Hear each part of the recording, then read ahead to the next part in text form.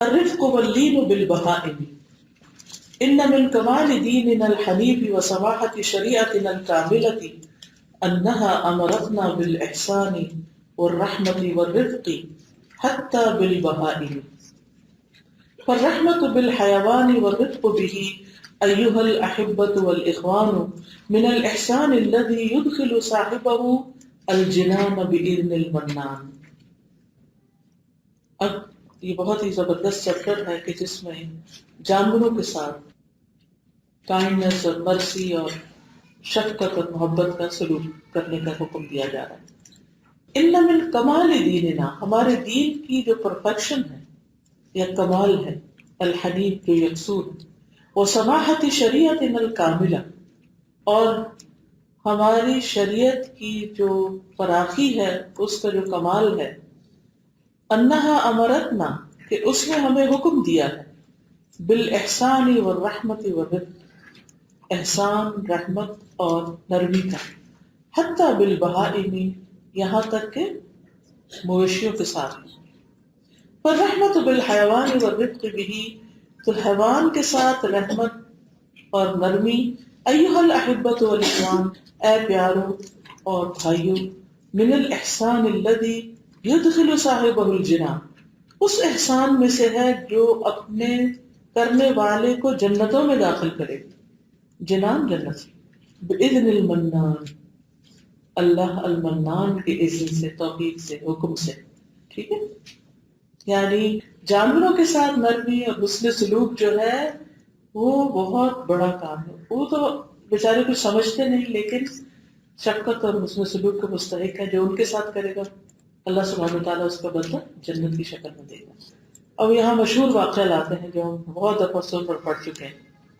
فعن ابی ہریرہ رضی اللہ عنہ ان رسول اللہ صلی اللہ علیہ وسلم قال بینما رجل یمشی بطریق اشتد علیہ العطش فوجد بئرا فنزل فيها فشرب ثم خرج فإذا كلب يلهث يأكل الثرى من العطش فقال الرجل لقد بلغ هذا الكلب من العطش مثل الذي كان بلغ مني فنزل البئر فملأ خفه ماء ثم أمسكه بفيه حتى رقى فسقى الكلب فشكر الله له فغفر له. قالوا يا رسول الله وإن لنا في هذه البهائم لأجرا فقال في كل كبد رطبة أجر. فعن ابی ہریرہ رضی اللہ عنہ، ابو ہریرہ رضی اللہ عنہ سے روایت ہے، ان رسول اللہ صلی اللہ علیہ وسلم قال، کہ رسول اللہ صلی اللہ علیہ وسلم نے فرمایا، بینما رجل یمشی، اس اسنا میں کہ ایک شخص چل رہا تھا، بطریق، ایک راستے پر، ایک شخص کہیں جا رہا تھا، اشتد علیہ العطش، تو اس کو سخت پیاس لگی، فوجد بئرا، تو اس نے کنواں دیکھا، فنزل فیہا، تو اس میں اتر گیا، فشرب ثم خرج، وہاں سے پیا اور باہر نکلا، فإذا كلب يلهث، دیکھا کہ کتا ہانپ رہا ہے، يأكل الثرى، کیچڑ چاٹ رہا ہے، من العطش، پیاس کی وجہ سے، فقال الرجل، تو اس شخص نے کہا، لقد بلغ هذا الكلب من العطش مثل الذي كان بلغ مني، اس کتے کو ایسی ہی پیاس لگی ہے جیسے مجھے پہنچی تھی، مجھے لگی تھی۔ فنزل البئر، تو وہ کنویں میں اترا، فملأ خفه ماء، اپنے موزے میں پانی بھرا، ثم امسكه بفيه، پھر اپنے منہ سے اس کو پکڑ لیا، حتى رقى، یہاں تک کہ اوپر چڑھا، یعنی موزے میں پانی بھر کے منہ سے پکڑ کے موزہ اوپر چڑھا، فسقى الكلب، کتے کو پلایا، فشكر الله له، تو اللہ تعالیٰ نے اس کی قدردانی کی، فغفر له، تو اس کو بخش دیا۔ قالوا یا رسول اللہ، لوگ حیران ہو کے کہنے لگے اللہ کے رسول، وَإِنَّ لَنَا فِي هَذِهِ الْبَهَائِمِ لَأَجْرًا، کیا ہمارے لیے ان جانوروں میں بھی اجر ہے، کہ ان سے شفقت اور محبت کرنے میں؟ فقال فی کل کبد رطبۃ اجر، آپ نے فرمایا ہر تر جگر والی چیز میں اجر ہے، یعنی جس کے اندر بھی زندگی ہے، جس کے اندر بھی روح ہے، جس کے اندر بھی احساس ہے، اس کے ساتھ احسان بہت بڑی نیکی ہے، چاہے انسان ہو، حیوان ہو، کیڑے مکوڑے، کوئی بھی، سب کا خیال رکھنا ضروری ہے۔ یقول الامام النووی رحمہ اللہ قوله في كل كبد رطبة أجر معناه في الإحسان إلى كل حيوان حي بسقيه ونحوه أجر، وسمى الحي ذا كبد رطبة لأن الميت يجف جسمه وكبده. ففي هذا الحديث الحث على الإحسان إلى الحيوان المحترم وهو ما لا يؤمر بقتله، فأما المأمور بقتله فيمتثل أمر الشرع في قتله، والمأمور بقتله كالكافر الحربي والمرتد والكلب الأقور والفواسق الخمس المذكورات في الحديث وما في معناهن. وأما المحترم فيحصل الثواب بسقيه والإحسان إليه أيضا بإطعامه وغيره، سواء كان مملوكا أو مباحا، وسواء كان مملوكا له أو لغيره، والله أعلم. يقول الإمام النووي، امام نبوی کہتے ہیں رحمہ اللہ، قوله صلی اللہ علیہ وسلم، رسول اللہ صلی اللہ علیہ وسلم نے فرمایا، فی کل کبد رطبۃ اجر، فی میں کل ہر کبد جگر، رطبۃ تر، اجر اجر. معناہ اس کا معنی ہے فی الاحسان الی کل حیوان حی، احسان کرنا ہر زندہ حیوان کے ساتھ، بسقیہ ونحوہ، اس کو کچھ پلا کے وغیرہ وغیرہ، اجر اجر.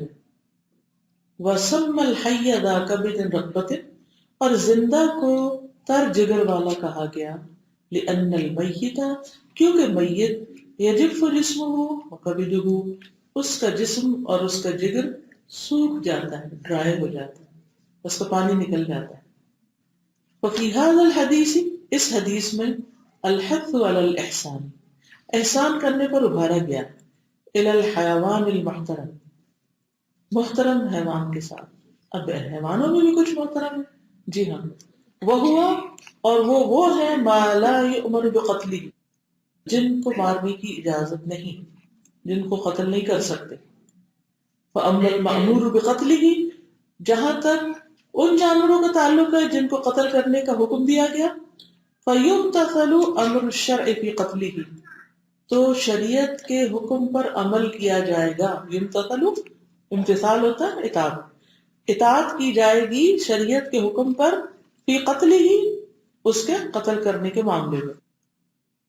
والمأمور بقتلہ، تو اس کے قتل کے حکم میں، یعنی جن کے قتل کرنے کا حکم ہے، کالکافر الحربی، وہ کافر جس کے ساتھ جنگ ہو، یعنی جیسے جنگ بدر تھی، جنگ احد تھی، تو وہاں کوئی کہے او ہو ابو جہل کو مارنا، نہیں، ابو جہل کو نہیں مارنا چاہیے، وہ تو ایک جان ہے، اس کی جان نہیں لینی چاہیے. ابو جہل ایک مجرم ہے، جیسے کسی بھی سوسائٹی کے اندر مجرم کو سزا دی جاتی ہے، تو اسی طرح وہاں بھی حربی جو ہوتا ہے، جس سے جنگ ہو رہی ہوتی ہے، اس کو مارنے کی اجازت ہوتی ہے. والمرتد، اور مرتد، والکلب العقور، اور باولا کتا، کاٹنے والا کتا، اس کو کیوں مارے؟ سارے کتوں کو نہیں مارنے کو کہا گیا، کلب العقور کہا گیا، کیونکہ وہ باولا کتا جو ہے اگر کسی کو بھی پڑ جائے تو پھر کیا ہوگا؟ جی ہاں، اس کو بھی باولا کر دے تو وہ خطرناک ہے، جس سے بھی خطرہ ہے پھر. والفواسق الخمس، اور 5 فاسق، وہ المذکورات فی الحدیث، جن کا ذکر حدیث میں آیا. وہ کون کون سے ہیں 5 جانور جن کو مارنے کا حکم؟ فی الحل والحرم، حرم میں بھی مار سکتے ہیں اور حرم کے باہر بھی. کبا، سانپ، بچھو، چپکلی اور چوہا. 5 جانور ایسے ہیں، اور ان کو کیوں مارنے کی اجازت ہے؟ یہ مارنے کا حکم کیوں ہے؟ اگر آپ نے ان کو چھوڑ دیا کسی نہ کسی کو کاٹ جائیں گے. چوہا مارنے کی کیوں اجازت؟ آپ کڑکی لگا سکتے ہیں، منع نہیں ہے. کیوں؟ اس کے کاٹنے سے کیا ہوتا ہے؟ طاعون کی بیماری پھیلتی ہے. اور اگر وہ نہ بھی کاٹے آپ کو تو کس کو کاٹ جاتا ہے؟ کیونکہ ان کو اپنے دانتوں کو گھسانا ہی، استعمال کرنا ہی. آپ کی کتابیں کاٹ دیں گے، آپ کے کپڑے کاٹ دیں گے، یعنی کاٹیں گے، انہوں نے کاٹنا ہے، فساد ہے. اسی لیے فواسق کہا گیا نا ان کو. سانپ کو اگر آپ چھوڑ دیں، نہیں سانپ ہے بیچارہ، اتنا خوبصورت سکن ہے، چھوڑ دیں گے تو کیا ہوگا؟ اگر آپ نے اس کو چھوڑ دیا تو وہ نہیں آپ کو چھوڑے گا. جی بعض اوقات کئی کبھی ایسے ہوتے ہیں کہ وہ یعنی کبھی کبھوں کو انتقام لیتے ہوئے دیکھا یا لڑتے ہوئے یا حملہ آور ہوتے ہوئے، یعنی بہت ڈینجرس ہو جاتے ہیں. اس طرح سے چیل ہے یا ہدا ایسے کر کے آتا ہے. یعنی یہ نہیں کہ اب آپ یہاں بیٹھ کے چیل کا شکار شروع کریں گے تو چیل جاری مجھے حکم ہے تو اس کو مار دو، مطلب یہ کہ جہاں ڈینجرس زون ہو. جی ہاں، ہل اور حرم دونوں میں مار سکتے ہیں، لیکن باقی جانور جو ہے نا وہ محترم ہیں، ان کو نہیں مار سکتے آپ بلا وجہ. ٹھیک. والفواسق الخمس المذکورات فی الحدیث وما فی معناہن، اور جو ان کے معنی میں ان سے ملتے جلتے ہیں. واما المحترم، تو جہاں تک محترم جانوروں کا تعلق ہے، فیحصل الثواب، تو حاصل ہوتا ہے ثواب، بسقیہ، ان کو پلا کر، والاحسان الیہ، اور ان پہ احسان کر کے. اگر جانوروں کو کھلانے پلانے کا اجر ہے تو اپنے بچوں کو اور اپنے غلاموں کو اور ماتحتوں کو اور انسانوں کو پھر کھلانے کا اور ان کو ہر طرح کا کمفرٹ دینے کا کس قدر انعام اور اجر ہوگا. حتیٰ کہ کوئی شخص اپنی بیوی کو پانی پلاتا تو اس پر بھی اجر. جب یہ حدیث سنی، ایک صحابی تھے یہ بات کے کوئی تابعی، تو انہوں نے فوراً اٹھ کے اپنی بیوی کو پانی پلایا. یعنی کوئی لقمہ بھی اگر انسان کھلاتا اپنی بیوی کو تو اس پر بھی اس کے لیے اجر ہے. تو یعنی اپنے بچوں پر ہم جو بھی احسان کرتے ہیں، پیار کرنا، محبت کرنا تو اپنی جگہ ہے ہی، لیکن اس کے علاوہ بھی جو کچھ ان کے ساتھ کرتے ہیں وہ سارے کا سارا بھی اجر میں لکھا جاتا ہے، صدقہ شمار ہوتا ہے. اور خصوصاً عورت اگر کرتی، کیونکہ مرد کے اوپر تو ذمہ داری ہے ہی، فریضہ ہے اس کا نان نفقہ دینا، لیکن بعض اوقات اگر اس کے پاس کوئی جاب نہیں، کام نہیں، تو عورت کے پاس جاب کام ہے، وہ خرچ کرتی ہے تو اس کے لیے یعنی ایک طرح سے دوہرا اجر ہو جاتا ہے. ایضاً بإطعامہ وغیرہ، اسی طرح کھانا وغیرہ کھلا کے، سواء کان مملوکا، خواہ وہ آپ کی ملکیت میں ہو، او مباحا، یا مباح ہو، یعنی آپ کا نہیں کسی اور کا ہے. وسواء کان مملوکا لہ او لغیرہ، خواہ وہ آپ کی ملکیت ہے یا کسی اور کی، یعنی خواہ آپ نے خریدا ہوا ہے یا پھر ویسے ہی آپ کے گھر میں آتا جاتا ہے. بعض اوقات آپ کیٹ پالتے ہیں اور بعض اوقات کیا ہوتا ہے اسٹرے کیٹس جو ہوتی ہیں وہ آ کے تو یعنی آپ کے ساتھ لگ جاتی. خواہ آپ کی ملکیت میں ہو یا کسی اور کی ملکیت ہے، ہمسائے کا کتا ہے مثلا، واللہ عالم، اور اللہ بہتر جانتا ہے. کما ان القسوۃ علی الحیوان ایھا الافاضل من العصیان، اسی طرح بھائیوں حیوان کے ساتھ سنگ دلی، بے دردی سے سختی کرنا گناہ کے کاموں میں سے ہے. الذی قد یدخل النیران اذا شاء الرحمن، وہ انسان کو آگ میں داخل کر سکتی ہے جب رحمان چاہے. حیوان کے ساتھ سختی انسان کو آگ کا مستحق بنا سکتی ہے. فعن ابی ہریرہ عن رسول اللہ صلی اللہ علیہ وسلم قال، ابو ہریرہ رضی اللہ عنہ سے روایت ہے کہ نبی صلی اللہ علیہ وسلم نے فرمایا، دخلت امرأۃ النار فی ہرۃ، ایک عورت بلی کے معاملے میں جہنم میں ڈال دی گئی، ربطتھا، جس نے اس کو باندھ رکھا تھا، فلا ہی اطعمتھا، تو اس نے اس کو کھلایا نہیں، ولا ہی ارسلتنا، نہ اس کو چھوڑا، تأکل من خشاش الارض، کہ وہ زمین کے چھوٹے موٹے کیڑے مکوڑے کھا لیتی، حتی ماتت ہزلن، یہاں تک کہ وہ کمزور ہو کے مر گئی، بھوکی رہ رہ کے بلی مر گئی. اس بلی کے مرنے کی وجہ سے اس عورت کو جہنم میں ڈال دی گئی. اس لیے اگر آپ پیٹس رکھیں گھر میں تو پھر پورا خیال رکھنا ہوگا، ان کی ہر چیز کا خیال رکھنا، ورنہ آپ ان کی ذمہ داری نہ لیں. ان کو بھوکا نہیں رکھ سکتے، ان کو ان کی ضرورت سے کم کھانا نہ دیں، یعنی یا تو چھوڑ دیں وہ اپنی مرضی کا جہاں سے چاہیں ڈھونڈے کھائیں، اللہ راضی کا دے گا ان کو. اور اگر آپ نے ذمہ لے لیا ہے کہ ہم بھی انہیں کھلائیں پلائیں گے تو پھر بہت ہی احتیاط کی ضرورت ہے. جہاں ان پہ رحم کرنا جنت میں لے جانے کے کاموں سے، انہیں کھلانا پلانا، انہیں پیار کرنا، وہاں پہ ان کے ساتھ زیادتی کرنا بہت بڑی سزا کا باعث بھی. یقول الامام النووی رحمہ اللہ، وفی الحدیث دلیل لتحریم قتل الہرۃ وتحریم حبسها بغیر طعام او شراب. امام نبی کہتے ہیں کہ اس حدیث میں دلیل ملتی ہے بلی کے قتل کرنے کی حرمت کی، یا اس کا قتل کرنا حرام ہے، یعنی بلی کو بلا وجہ مارنا حرام ہے، اور تحریم حبسها، اور اسے قید کر کے رکھنا بھی حرام ہے، بغیر طعام و شراب، بغیر کھلانے پلانے کے، بغیر کھانے پینے کے اس کو بس آپ کہیں بند کر دیں۔ اچھا بعض اوقات ایسا ہوتا ہے نا کہ یہاں تو سارے گھر بند ہوتے ہیں اور کوئی جانور وغیرہ اس طرح آ نہیں سکتا، لیکن جن علاقوں میں گھر وغیرہ ہر وقت کھلے رہتے ہیں تو جانور بھی، کبھی کوئی بلی اندر آ جاتی ہے، کبھی کوئی چیز آ جاتی، تو ایسی صورت میں اگر آپ کہیں زیادہ دن کے لیے گھر سے باہر جا رہے ہیں تو اچھی طرح گھر چھان پٹک کے بند کریں، ایسا نہ ہو کہ آپ گھر بند کریں اور بلی اندر ہی بند ہو جائے اور وہ بھوکی مر جائے پیچھے سے۔ تو بہت احتیاط کرنی چاہیے کہ ہم اپنے علاوہ باقی جو مخلوقات ہیں ان کی بھی کیئر کریں۔ وَأَمَّا دُخُولُهَا النَّارَ بِسَبَبِهَا فَظَاهِرُ الْحَدِيثِ أَنَّهَا كَانَتْ مُسْلِمَةً وَإِنَّمَا دَخَلَتِ النَّارَ بِسَبَبِ الْهِرَّةِ، جہاں تک اس عورت کے آگ میں جانے کی وجہ ہے تو حدیث کے ظاہر سے پتہ چلتا ہے کہ وہ عورت مسلمان تھی، وَإِنَّمَا دَخَلَتْ، اور بے شک وہ داخل ہوئی، النَّارَ آگ میں، بسبب الہرہ، بلی کی وجہ سے۔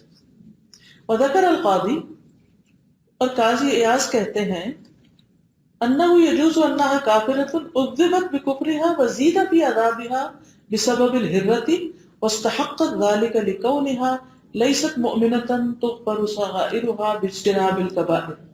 هذا کلام القاضی، والصواب ما قدمناه انها كانت مسلمہ وانها دخلت النار بسببها كما هو ظاہر الحدیث، وهذه المعصیة ليست صغیرہ بل صارت بإصرارها كبیرہ، وليس في الحديث أنها تخلد في النار، وفيه وجوب نفقة الحيوان على مالكه، والله أعلم۔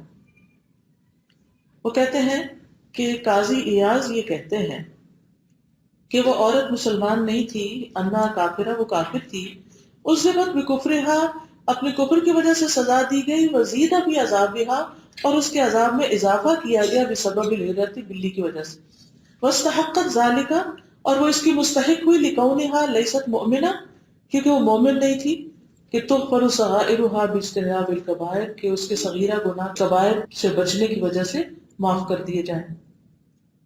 یعنی مومن جو ہے اگر اس کے صغیرہ گناہ ہوتے ہیں اور وہ کبیرہ سے بچتا ہے تو پھر اس کے صغیرہ معاف کیے جا سکتے ہیں۔ ہذا کلام القاضی، کہتے ہیں تو قاضی کا قول ہے، وہ ثواب، اور درست بات وہی ہے، ما قدمنا، جو ہم نے پہلے کی ہے، اور وہ کیا ہے، انہا کانت مسلمہ، کہ وہ عورت مسلمان تھی، وہ انہا دخلت النار بسببها، اور وہ آگ میں بلی کی وجہ سے گئی، کما ہوا ظاہر الحدیث، جیسے کہ حدیث کے ظاہر کے الفاظ بتا رہے ہیں، وہذہ المعصیۃ لیست صغیرہ، اور یہ گناہ کوئی چھوٹا نہیں ہے، بل صارت باصرارها کبیرہ، بلکہ یہ اس کے اصرار کی وجہ سے کبیرہ بن گیا۔ یعنی بعض گناہ جو ہوتے ہیں وہ چھوٹے ہوتے ہیں لیکن بار بار کیے جائے تو وہ کبیرہ میں داخل ہو جاتے ہیں، یا ان کا والیوم اتنا بڑھ جاتا ہے کبیرہ میں۔ تو بلی کو اس نے کھانا دیا ہی نہیں، ایک ٹائم بھوکی، دوسری تیسری ٹائم، تو وہ اصرار ہو گیا نا اس کا، یعنی اتنا اس نے اس کے ساتھ ظلم کیا کہ مری گئی۔ ولیس فی الحدیث انہا تخلد فی النار، حدیث میں یہ نہیں آ رہا آگ میں عورت ہمیشہ رہے گی۔ وفیہ وجوب نفقۃ الحیوان علی مالکہ، اور اس حدیث سے یہ بھی پتہ چلتا ہے کہ حیوان کا نان نفقہ مالک کے ذمہ ہے، یعنی جو پیٹ رکھے گا اس پر پھر فرض عائد ہوتا ہے کہ وہ اس پیٹ کو لک آفٹر کرے، اس کے کھانے پینے کا خیال رکھے، واللہ اعلم، اور اللہ بہتر جانتا ہے۔ فالرفق بالحیوان فی شریعتنا ایھا الاحبۃ الکرام له صور منها توفیر الاکل والشرب له، وكذلك المأوى الذي يقيه مما يضره، اذا كان هذا الحيوان ممن يشرع لنا تربيته وهو تحت أيدينا، وكذلك عدم إجهاده وتحميله فوق طاعته، وعلاجه إن أصابه مرض، والإحسان إليه عند ذبحه إذا كان مما يؤكل لحمه۔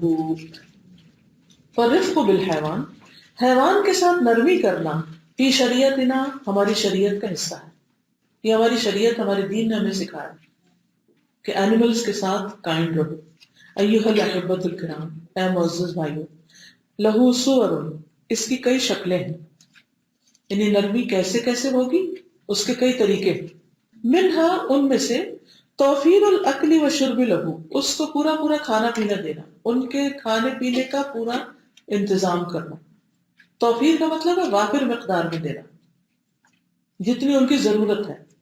وکذالک المأوی، اسی طرح ٹھکانہ دینا، ان کے سونے کی، ان کے رہنے کی جگہ بنانا۔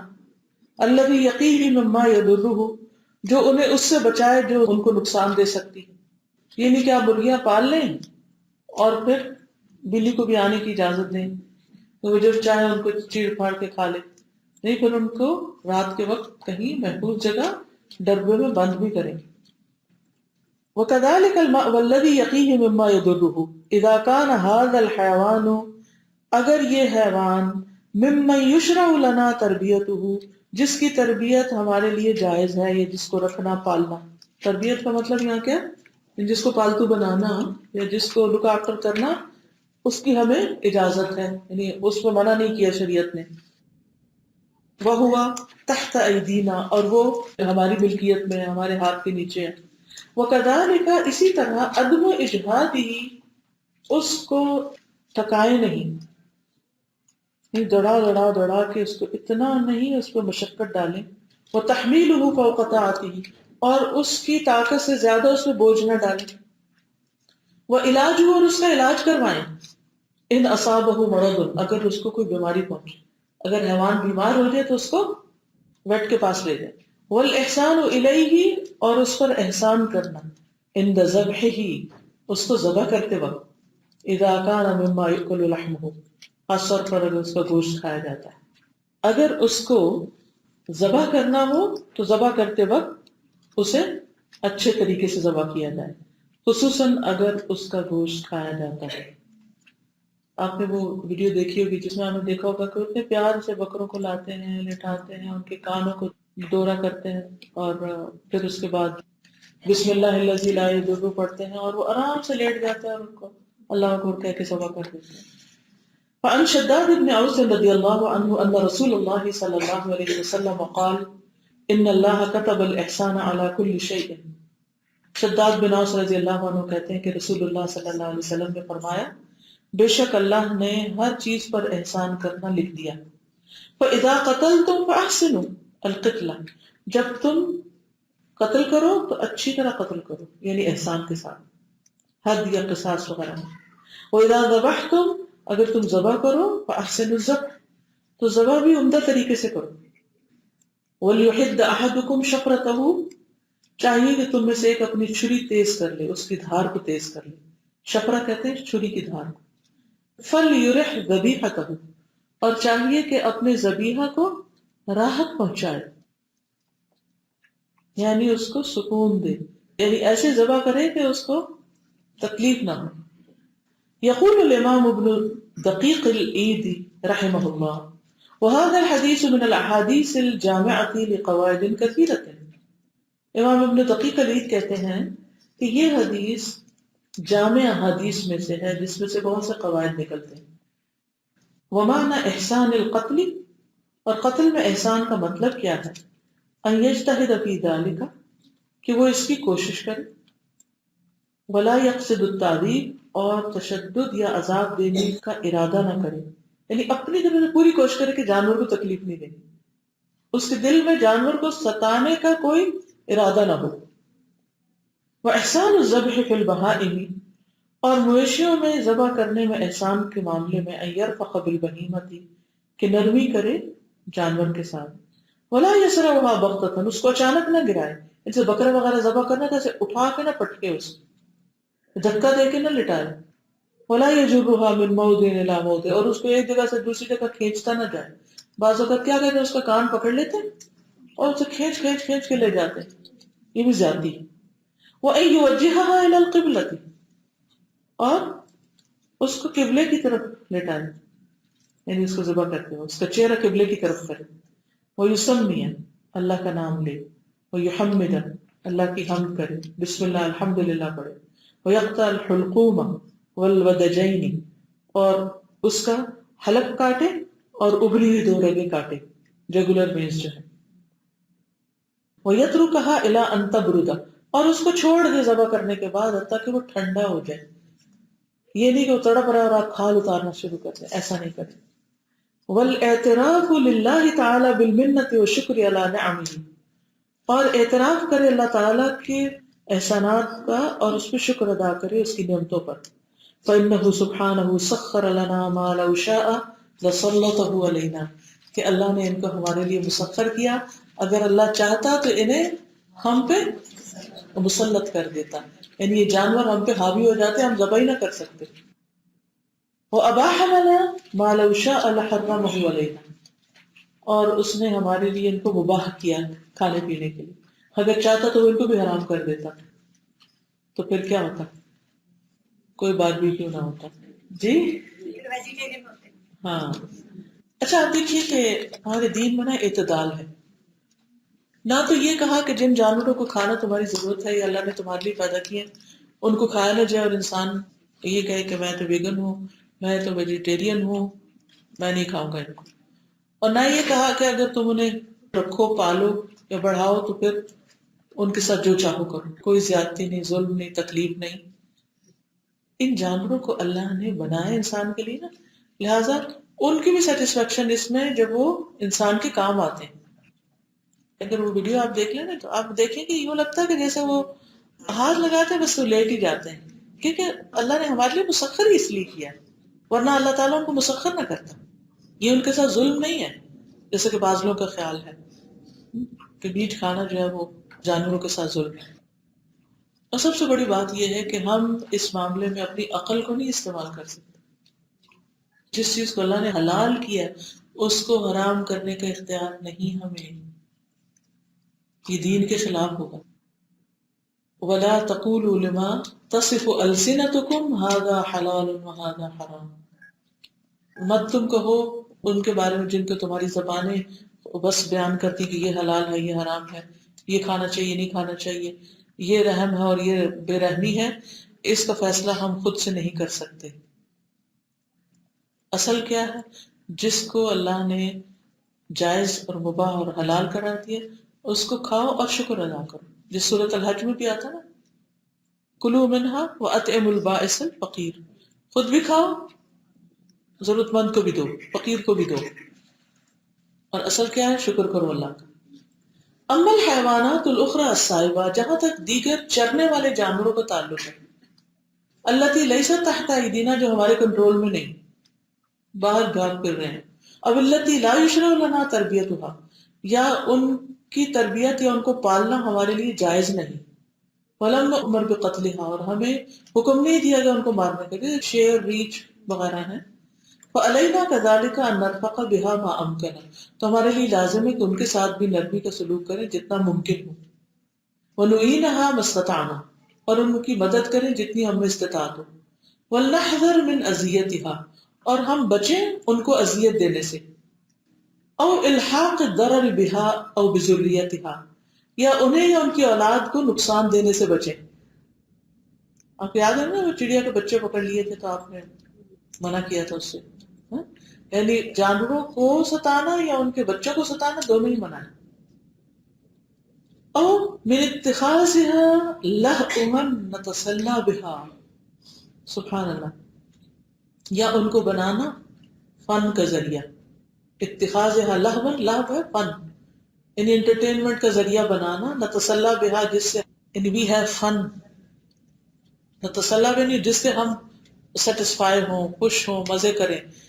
آپ نے دیکھا ہوگا کہ بعض جانوروں کو لڑا کے لوگ ہنستے ہیں، بکروں کو لڑاتے ہیں، مرغوں کو لڑاتے ہیں، بل فائٹنگ. یا اسی طرح اور بھی، یعنی ہمیں اس کی اجازت نہیں کہ ہم جانوروں کو تکلیف دے کے ان کی اس تکلیف سے ہم فن کریں، مزہ کریں، اس کی اجازت نہیں.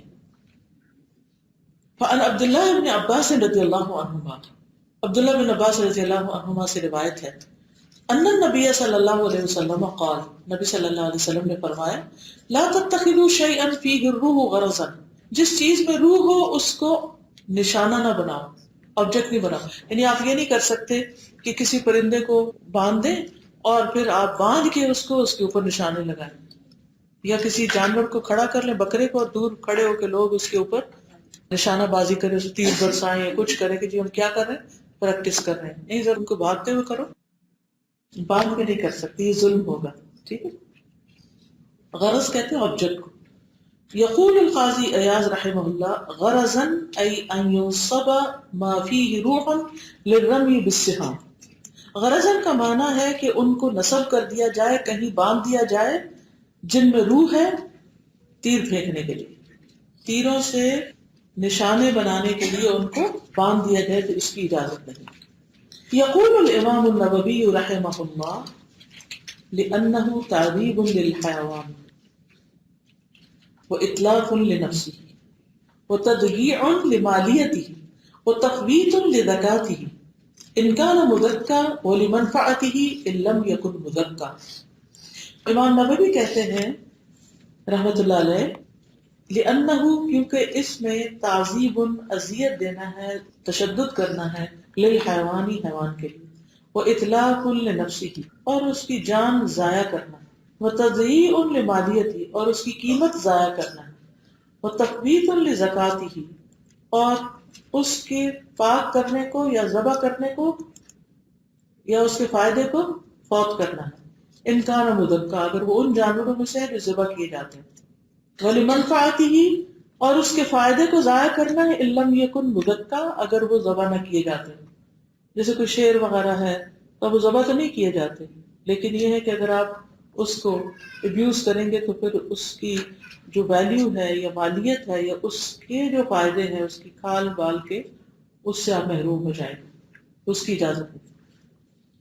فعلینا ایھا الاحبۃ الکرام، اے معزز ساتھی، ہم پر لازم ہے ان نتبع تعالیم الاسلام الذی حثنا علی الرفق بالحیوان، کہ ہم اسلام کی تعلیمات کو فالو کریں جس نے ہمیں حیوانات کے ساتھ نرمی پر ابھارا ہے یا اس پر ہمیں موٹیویٹ کیا ہے. ومزید العون له ما استطعنا الى ذلك سبیلا طلبا للاجر من العزیز العلام، اور مدد کا ہاتھ بڑھائیں جتنا بھی ہم کر سکیں اس راستے میں اللہ العزیز العلام سے اجر پانے کے لیے. ٹھیک ہے. ولسنا وللہ الحمد اور نہیں ہے ہم اللہ ہی کی تعریف ہے، فی حاجت کسی ایسی ضرورت میں، یعنی ہمیں ایسی ضرورت نہیں، لا الہ جمعیات غربیت ویسٹرن جمعیات یا تنظیموں کی، ولا الہ منظمات دولیت یا بین الاقوامی تنظیموں کی ہم ضرورت مند نہیں، تذکرنا کہ وہ ہمیں یاد کرائیں، بما یجب علینا جو ہم پر واجب ہے، تجاہ البہائم جانوروں کے معاملے میں. یعنی کس قدر افسوس کی بات ہے کہ آج باقی لوگ جو ہیں وہ ایسی ایسی آرگنائزیشنز اور ایسی چیزیں اتنی محنت کر رہے ہیں کہ جس میں اتنی انفارمیشن دے رہے ہیں کہ کون کون سے جانور ایکسٹینٹ ہوتے جا رہے ہیں، کون سے ڈینجر میں ہیں، مت قتل کرو، مت ظلم کرو، اور ان کے حقوق کے لیے بھی کوشاں ہیں، جبکہ ہمارے دین نے ہمیں کتنا پہلے یہ سب کچھ کرنے کو کہا، لیکن ہم اس سے لا علم ہیں اور عمل بھی نہیں. یعنی ہونا تو یہ چاہیے تھا کہ ہم سب کو یاد کراتے، یہ ہماری ذمہ داری تھی. فدیننا الحنیف وللہ الحمد قد امرنا بذلک وحثنا علیہ، ہمارے دین حنیف میں اور اللہ ہی کی سب تعریف ہے، ہمیں اس چیز کا حکم دیا اور ہمیں اس پہ ابھارا. وبین لنا صور الرفق بہا اور ہمارے سامنے ان پر نرمی کرنے کی صورتیں بھی واضح کر دی. فالخیر کل الخیر فی التمسک بہ والعمل بما جاء فیہ، تو ہر قسم کی بھلائی اسی بات میں ہے کہ ہم اس کو مضبوطی سے پکڑ لیں، تمسک، والعمل بما جاء فیہ اور جو کچھ اس میں ہے اس پر عمل کریں. یعنی خلاصہ تو سمجھ میں آ گیا ہے نا کہ کچھ جانور ایسے ہیں جن کو مارنے کی اجازت ہے، کچھ باقی جو ہیں ان کو بلا وجہ مارنے کی کوئی اجازت نہیں، اور کچھ ایسے ہیں جو اللہ نے کثرت سے پیدا کیے ہیں جن کو ذبح کر کے ہم استعمال کر سکتے ہیں، اپنی ضروریات پوری کر سکتے ہیں. اس پر آپ کچھ کہنا چاہیں؟ اس کے بعد خاتمہ ہے، پہلے مقدمہ تھا، آخر میں خاتمہ. جی السلام علیکم. وعلیکم. چھوٹی سی دو باتیں شیئر کروں گی. ایک تو جانوروں کی جو حلال اور حرام کے لیے ہم لوگ کہتے ہیں ویجیٹیرین، اور اس طرح کا ایک اسکالر کو سبحان اللہ